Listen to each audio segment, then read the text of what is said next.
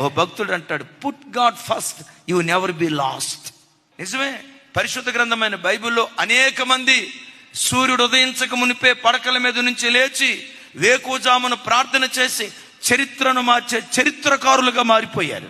దైవజనుడైన మోషే వేకువజామున లేచి ప్రార్థించేవాడు.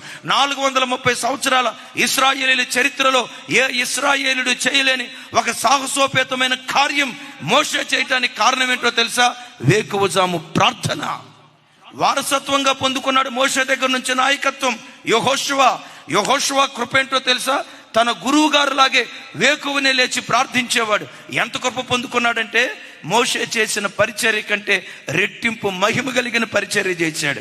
మోషే నాయకత్వం కనాను దాకే తీసుకొచ్చింది. యెహోషువ నాయకత్వం కనానులోనికి తీసుకొని వచ్చింది. ఆ వంశ పరంపరలో పుట్టినవాడే దావీదు. వేకువజాము ప్రార్థన అంటంతో దావీదు ఎలా ప్రార్థన చేసేవాడు తెలుసా? తూతూ మంత్రంగా ప్రార్థన చేసేవాడు కాదు. ప్రతిరోజు అరుణోదయ దినాన్ని లేచి ప్రార్థించేటప్పుడు సితారా తీసుకొని సితారా కొడతా, వాయిద్యం వాయిస్తా, పాట పాడుతూ ఉండేవాడు. చరిత్ర మార్చే చరిత్రకారుడిగా మార్చబడ్డాడు. హిజ్కియా వేకువజామున లేచేవాడు. యెహోషాపాతు వేకువజామున లేచేవాడు. వీటన్నిటికి మించి మన ఆరాధ్య దైవం, మన గురువు, మన నాయకుడు, మన మార్గదర్శి యేసుక్రీస్తు వారు ఇంకనూ చీకటి ఉండగానే పెందల కడనే లేచి ఒలీవ కొండకు వెళ్ళి ఏకాంతంగా ప్రార్థన చేశాడు.